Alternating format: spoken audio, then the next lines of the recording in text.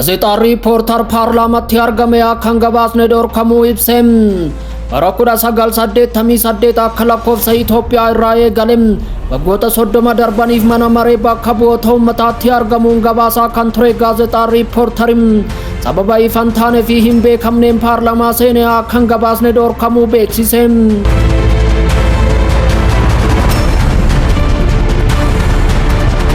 Iraan gaafii USA oomisha yuuraaniyeemii yeroof akka adda kuttu gaafatte kuffifte.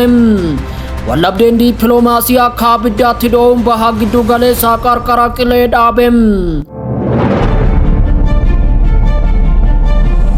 Labsii qilleensaa addunyaa guutuutti dhaga'amuun Iraan sagantaa badhaadhina yuuraaniyeemii ishee dhaabuuf yaada dhiyaate kamiyyuu akka fudhanne beeksifte.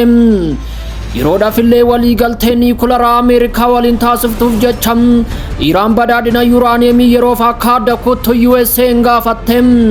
Deebiin Teheraan irraa dhufe garuu akka dhagaa baalcii jabaate. Waraanni Israa'el misaa'ila Yaman irraa itti dhukaafame addaan kuteera jedhe. Puutiin immoo misaa'ila gara Israa'el dhukaaseen galma isaa rukutuu beeksise.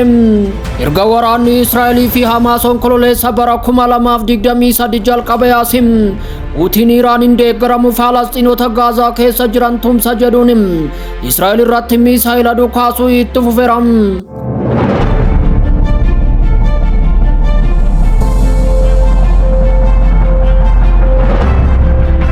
Gaazexaan Riippoortar Paarlaamaatti argame akka gabaasni dhorkamuu ibse. Bara 1988 irraa eegale akka lakkoofsa Itoophiyaatti waggoota 30 darbaniif mana maree bakka bu'oota uummataatti argamuun gabaasaa kan ture gaazexaan Riippoortar sababa ifan taanee fi hin beekamneen paarlaamaa seenee akka gabaasni dhorkamuu beeksise. Miidiyichi akka jedhetti eebila 6 bara 2017 akka lakkoofsa Itoophiyaa irraa eegale. Sababni isaa ifatti osoo hin ibsamin gaazexeessitoonni balbala irraa hojjettoota eegumsa mana marichaan dhorkamuu ibse. Manni maree bakka bu'oota uummataa uummanni guutuu biyyattiitti kan bakka bu'ame waan ta'eef miidiyaaleen odeeffannoo oolmaa paarlaamaa kamiyyuu uummata biraan ga'uuf hojjetan dhorkuun sirrii miti jedhe. Paarlaamaan ifatti uggura akka kaa'e yookiin ajaja akka kenne osoo hin beekamin dhorkuun seeraan sirrii miti jedheera. Kanaanis Riippoortarri ji'a tokko dura eebila 15 bara 2017 akka lakkoofsa Itoophiyaatti waajjira paarlaamaaf afyaa'ii koree dhaabbii dhimmoota dimokiraasiif dhaabbata abbaa gaaruu uummataaf akkasumas abbaa taayitaa miidiyaalee Itoophiyaa fi mana maree miidiyaalee Itoophiyaaf xalayaadhaan kan beeksise ta'us deebii akka hin arganne ibseera. Miidiyichi paarlaamaatti argame oolmaa walgahii idilee ariifachiisaa fi mariiwwan taateewwan akkasumas marii waliigalaa manni marichaa uummata biraan ga'uu irraa kan hafe fedhii yookiin kaayyoo addaa kan qabne eeruun qaamolee mootummaa dhimmi ilaallatu furmaata akka kennaniif gaafachaa jiraachuu ibseera.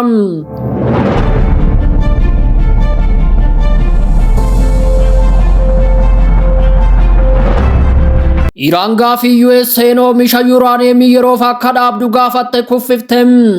Wallabdeen dippiloomaasii akka abiddaatti dho'uun baha giddu galeessaa qarqara qilee dhaabe. Labsii qilleensaa addunyaa guutuutti dhaga'amuun Iraan sagantaa badhaadhina yuuraaniyeemii ishee dhaabuuf yaada dhiyaate kamiyyuu cimsitee akka diddu beeksifte.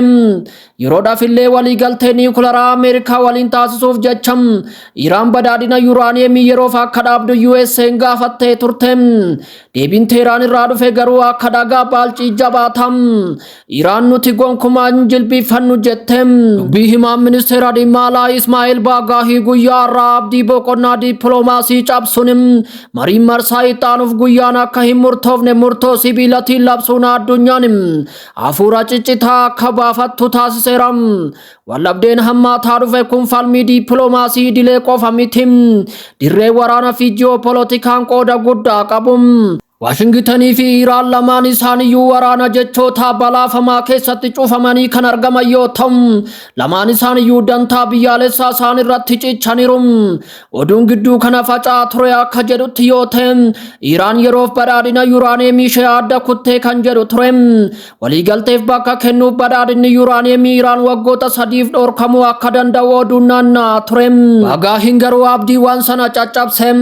Aarii guddaa fuula isaa uwwiseen kan gadi ba'e dubbii himaa ministeera dhimma alaa Iraan Ismaa'eel Baagaahim Iraan gonkumaa kana hin fudhattum diinonni keenya shira baay'ee xaxaanuuf oolum yaa ta'u malee Iraan gowwoomsuun abjuudha jedhaniiru akka waan sun gahaa hin taanetti yaada waliigaltee yeroo kamiyyuu dhaabsisem gabaasa miidiyaaleen waliigaltee yeroof raawwatame jedhanii afarsanim fakkeessaa qofa jedheeram araarri walakkaan hin jiraatu jechuunis ciichee dubbatem gama biraatiin ammoo pireezidaantii USA Donald Trump dhuma torbee kana mariin gaarii ture jedhaniiru Iraan gama isheen ibsa gidduu seentuu Omaan irraa eegaa akka jirtu beeksifte USA nuguma fedhii gaarii yoo agarsiifte Iraan abdii qabdi turte kan jedhan Baagaahinim yaa ta'u malee galmi daandii sirrii Iraan cabsu yoo mudate mariin balaadhaaf saaxilama jedhaniiru Trump dandeettii Teheraan meeshaa niwukilaraa dorgommii meeshaa niwukilaraa naannoo sana kakaasuuf tarii Israa'el sodaachisuu danda'u oomishuuf qabdu hir'isuu barbaadam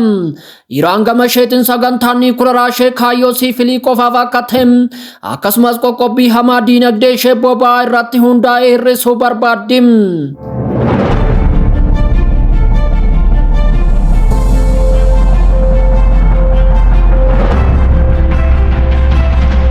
Waraanni Israa'el misaa'ila Yaman irraa itti dhukaafame addaan kuteera jedhem Puutiin immoo misaa'ila gara Israa'el dhukaaseen galma isaa rukutuu beeksisem waraanni Israa'el haleellaa Huutii Yaman irratti raawwatame haaloo ba'uuf misaa'ila Yaman irraa gara Israa'elitti darbatame to'achuu isaa wiixata ganamaa irraa ibseram Saayiraaniin akeekkachiisa balaa biyyattii keessatti naannolee hedduutti akka dhaga'ame waraanni Israa'el ibseram erga waraanni Israa'elii fi Hamaas onkololeessa bara 2023 jalqabe asim Puutiin Iraaniin deeggaramu Falasxiinota Gaazaa keessa jiran tumsuuf akkasumas Israa'el irratti misaa'ilota dhukaasuu itti fufeeram misaa'ilonni Huutii gara Israa'el dhukaase harki caalaan isaanii addaan citaniiru yookiin gadi bu'aniiru kan jedhu waraanni Israa'el Huutiin garuu Israa'el irratti kisaaraa gurguddaa geessisuu ibsem dubbii himaan waraana Huutii Yahyaa Saaree haleellaa wiixata raawwatameef itti gaafatamummaa fudhachuun gara buufata xiyyaaraa Ben Guriyoon naannoo Teel Aviv jedhamutti misaa'ila roobseen jira jedheeram haleellaa Huutii kana UK dabalatee biyyoonni hedduun balallii xiyyaaraa gara buufata xiyyaaraa guddicha Israa'el Ben Guriyoon taasisaniin battalumatti adda kutuu isaanii beeksisaniiru Presidenti USA Donald Trump ji'a kana keessa Ameerikaan Huutii Yaman irratti boombii darbachuu akka dhaabde beeksisuun isaanii ni yaadatamam sababni isaas gareen kun waliigaltee dhukaasa dhaabuu Omaan giddu galeessa godhateen dooniiwwan Ameerikaa haleeluu dhaabuuf waliigaleeram yaa ta'u malee waliigaltichi Israa'el hin ammanne